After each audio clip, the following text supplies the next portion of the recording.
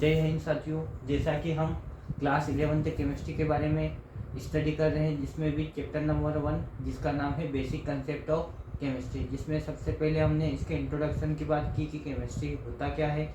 उसके बाद उसकी नेचर ऑफ मैटर के बारे में पढ़ा तथा उसका क्लासिफिकेशन देखा। आज हम बात करेंगे एटॉमिक मास। तो सबसे पहले तो आपको ये पता होना चाहिए कि एटॉमिक मास होता क्या है।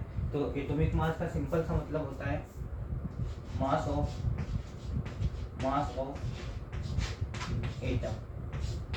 मास ऑफ एटम इसकी यूनिट होती है AMU।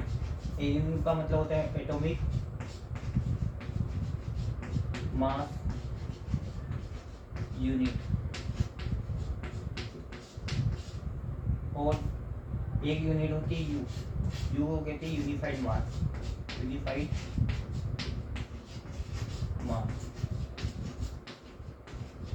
ठीक है, यानी एटॉमिक मास का मतलब क्या हुआ, किसी भी एटम के मास को ही क्या कहते हैं हम, एटॉमिक मास। फिर अगला यूनिट, इसकी यूनिट क्या होती है AMU, जिसका फुल फॉर्म क्या है, एटॉमिक मास यूनिट, या फिर इसको यू से भी हम रिप्रेजेंट करते हैं, जिसका नाम होता है यूनिफाइड मास। अब एटॉमिक मास बराबर किसके होता है, तो जो एटॉमिक मास होता है एटॉमिक मास वो इक्वल होता है नंबर ऑफ प्रोटॉन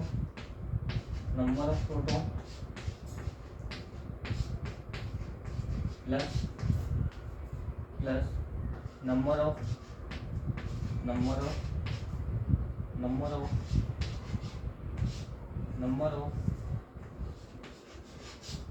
न्यूट्रॉन। यानी एटॉमिक मास किसके बराबर होता है, नंबर ऑफ प्रोटॉन और नंबर ऑफ न्यूट्रॉन दोनों को ऐड कर देंगे तो क्या आ जाएगा, एटॉमिक मास आ जाएगा। और नंबर ऑफ प्रोटॉन किसके बराबर होता है, नंबर ऑफ प्रोटॉन बराबर होता है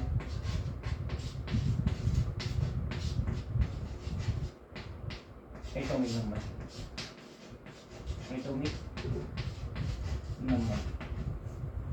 ठीक है, यानी अभी तक हमने क्या सोचा समझा, एक तो एटॉमिक मास का मतलब होता है mass of atom, unit AMU यानी एटॉमिक मास यूनिट, और इसकी जो सेकंड यूनिट क्या होती है, यू होती है, जिसको कहते हैं यूनिफाइड मास। और इसको निकालेंगे कैसे, एटॉमिक मास को निकालते हैं number of proton plus number of neutron. आपसे यदि कोई पूछ ले कि what is the atomic mass, तो आप ऐसा भी बोल सकते हो कि the sum of the proton and neutron is called as atomic mass. उसके बाद नंबर ऑफ प्रोटॉन किसके बराबर होता है, एटॉमिक नंबर के बराबर। तो अभी तक हमने समझा कि एटॉमिक मास होता क्या है, इसकी यूनिट क्या होती है, उसको निकालेंगे कैसे। जब आगे बात करेंगे तो हम बात करेंगे कि ये एटॉमिक मास है ये आया कहाँ से। तो जो एटॉमिक मास है इसको निकालने के लिए सबसे पहले हमने कार्बन को लिया।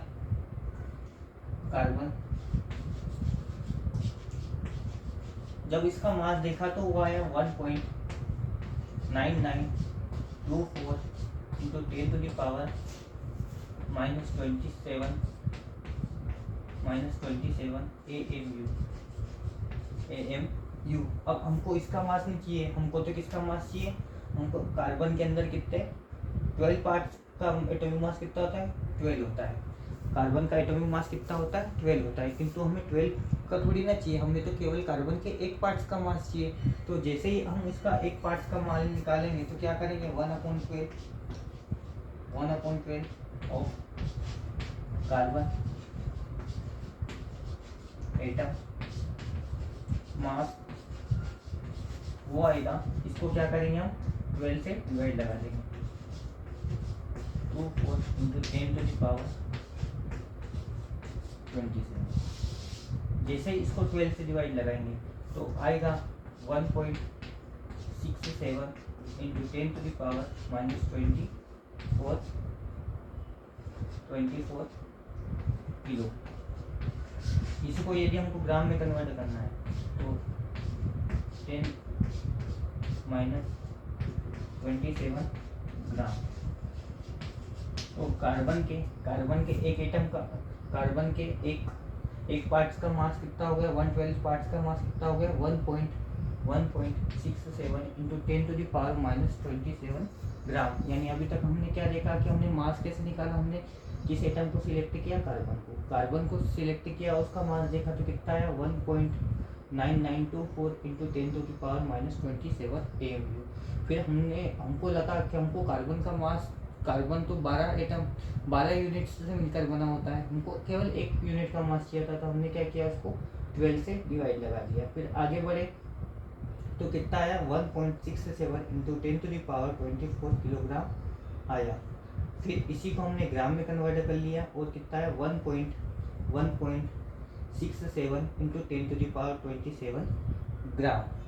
1.67 इंटू 10⁻⁻27 ग्राम। तो यहाँ तक आपको समझ में आ गया। हम आज केवल 20 एलिमेंट देखेंगे और इनका मास देखेंगे। तो जो आपको एक ऐसी टेबल बना लेनी है, एटॉमिक नंबर, एलिमेंट और यहाँ पे मास। जैसे पहला एलिमेंट होता है हाइड्रोजन, इसका मास होता है 1, ठीक है, मास भी लिख सकते हो या फिर एटॉमिक मास भी लिख सकते हो, एटॉमिक मास। दूसरा होता है हीलियम, जिसका मास होता है 4। तीसरा होता है लिथियम, जिसका मास होता है 7। अगला होता है 4, जिसका मास होता है 9।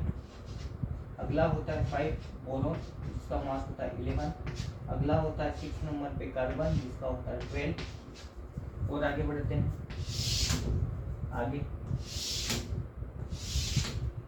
आगे होता है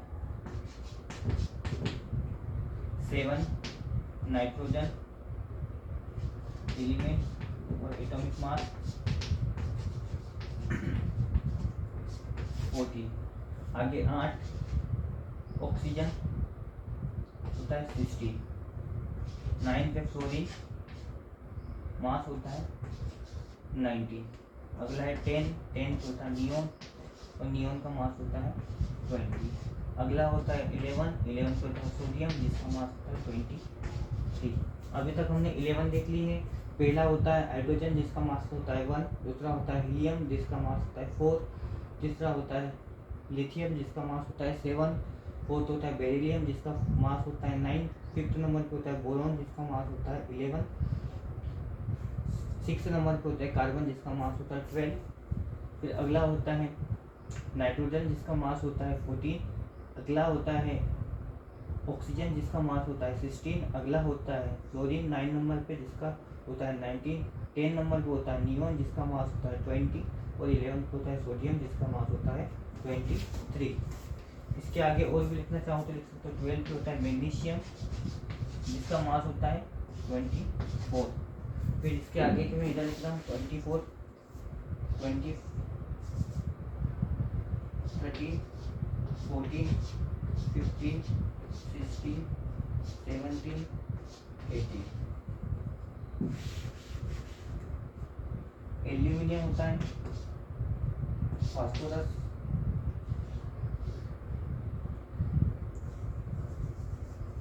एल्यूमिनियम होता है, सिलिकॉन होता है, फास्फोरस होता है, सल्फर होता है, क्लोरीन होता है और आर्गन होता है।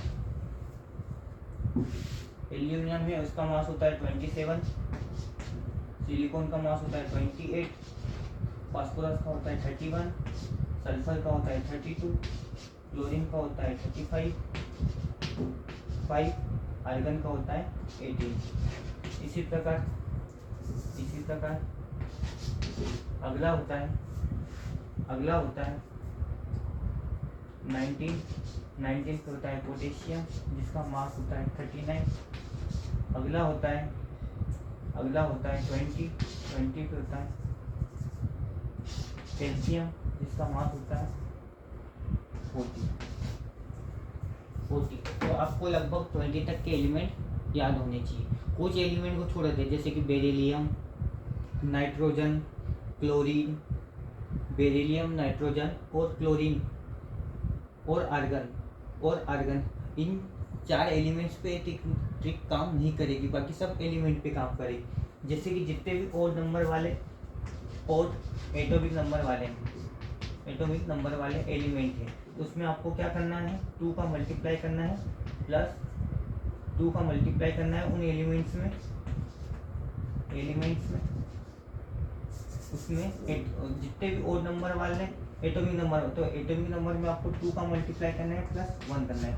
जैसे कि एल्यूमिनियम का एटॉमिक नंबर क्या आ रहा है, ओड आ रहा है, तो इसको पहले तो आपको डबल करना है। किससे मल्टीप्लाई करना है, 2 से। 13 में जैसे ही मल्टीप्लाई करेंगे क्या आएगा, 26, और 26 में क्या कर देंगे, 1 प्लस कर देंगे। वैसे ही जैसे पोटेशियम का 19 है, 19 में यदि ओड नंबर है तो क्या करेंगे, 2 का मल्टीप्लाई कर देंगे और 1 प्लस करेंगे तो क्या आ जाएगा, 39। ये ट्रिक किस पे काम नहीं करेगी, बेरिलियम पर, नाइट्रोजन पर, हाइड्रोजन पर और क्लोरीन पर और आर्गन पर, यानी 5 एलिमेंट्स पे काम नहीं करेगी। बाकी जितने भी 15 एलिमेंट है, 15 एलिमेंट है, सब में ट्रिक करेगी। मान लो कोई सम इवन नंबर है, तो इवन नंबर पे क्या करना है आपको, केवल एटॉमिक नंबर में 2 का केवल मल्टीप्लाई करना है। तो आपको समझ में आ गया हो। जैसे कि सिलिकॉन का एटॉमिक नंबर कितना होता है, 14। ये सम इवन है कि ओड है, तो आप बोलोगे इवन है, इसलिए इसमें कितना मल्टीप्लाई कर देंगे, 2 का मल्टीप्लाई कर देंगे। तो जैसे ही 2 का मल्टीप्लाई करेंगे क्या आ जाएगा, 28। तो आज के लिए इतना ही काफ़ी है। जब अगली क्लास में आएंगे तो 21 से लगाकर 30 तक के एलिमेंट्स को देखेंगे और उनके ट्रिक भी देखेंगे। फिर उसके बाद मोलिकुलर मास देखेंगे। आपको इतना वीडियो पसंद आया हो तो इस चैनल को सब्सक्राइब, लाइक कर दें। जय हिंद, थैंक यू।